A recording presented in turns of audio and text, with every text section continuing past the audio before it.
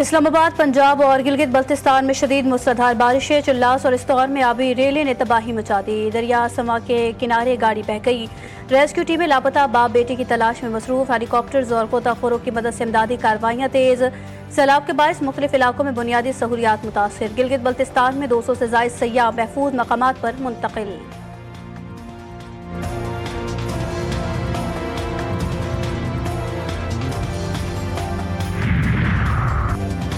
कराची पर बादलों का राज, रात गए हल्की बारिश और सुबह सवेरे बूंदाबांदी से मौसम सुहाना। लियारी, माड़ीपुर, क्लिफ्टन और बल्दिया में रिमझिम से खुशगवार खुनकी तेज समंदरी हवाएं भी चलने लगी।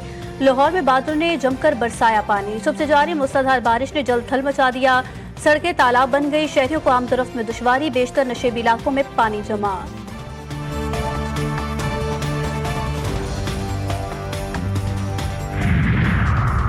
रावल डैम में पानी की सतह 1749 फीट पर पहुंच गई। जखीरा करने की गुंजाइश 1752 फीट होने के बायस इंतजामिया ने स्पल्वेस 11 बजे खोलने का फैसला किया। पानी के अखराज से कबल सायरन बजाए जाएंगे। करीबी रिहायशियों को मोहतात रहने की हिदायत।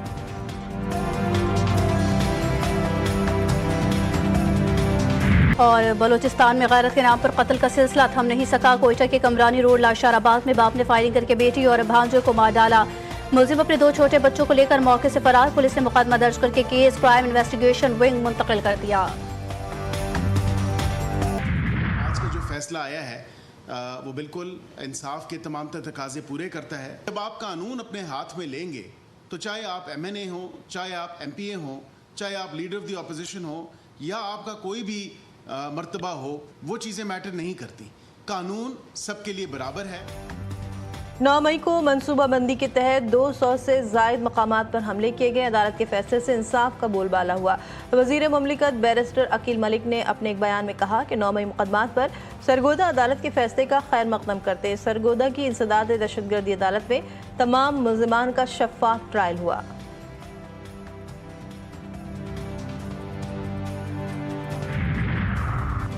पंजाब असम्बली में अपोजिशन के मुअत्तल 26 अरकान बहाल। ऐवान में वापसी, कायम मकाम स्पीकर पंजाब असम्बली का नोटिफिकेशन जारी।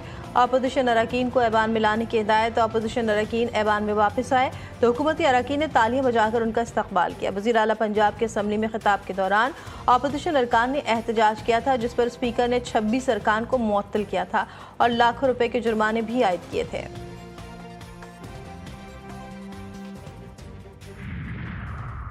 इलेक्शन कमीशन ने पार्लिमानी निज़ाम को नापैद कर दिया। इलेक्शन कमीशन ने स्पीकर खैबर पख्तूनख्वा असम्बली के इख्तियारात सल्ब किए। साबिक चेयरमैन सेनेट और रहनुमा पीपल्स पार्टी रज़ा रब्बानी ने अपने एक बयान में कहा कि इलेक्शन कमीशन ने chief justice Peshawar high court को हल्फ के लिए एक शख्स को नामजद करने का खत लिखा।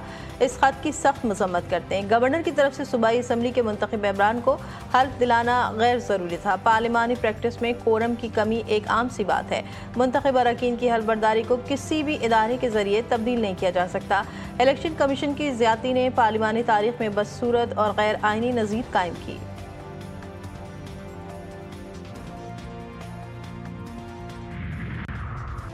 मुत्तहिदा मजलिस अमल में नई जान डालने की तैयारी। इस्लामी तहरीक के सरबराह अल्लामा साजिद नकवी की आला सतह के वफ़द के हमरा मौलाना फजलुर रहमान से उनके रिहाइशगाह पर मुलाकात। सियासी अमूर और MMA को फ़ाल करने पर तबादला ख्याल।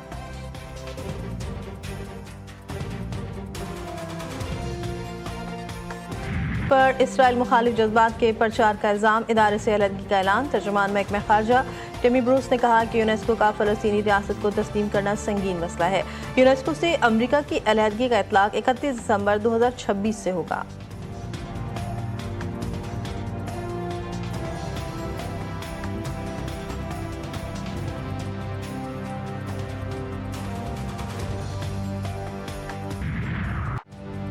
और बांग्लादेश दूसरा T20। बांग्लादेश के दूसरे मैच में भी पाकिस्तान को शिकस्त। कौमी टीम ने मैच के साथ सीरीज भी गंवा दी। बांग्लादेश ने 3 मैचेस की सीरीज दूसरे मैच में पाकिस्तान को 8 रन से हराकर सीरीज में 2-0 की फैसलाकुन बढ़तरी हासिल कर ली। मीरपुर के शेर बंगला स्टेडियम में बांग्लादेश की टीम ने मुकर्ररा ओवर्स में 133 रन बनाए। 134 रन के हदफ के जवाब में पाकिस्तान की पूरी टीम 125 रन पर ढेर।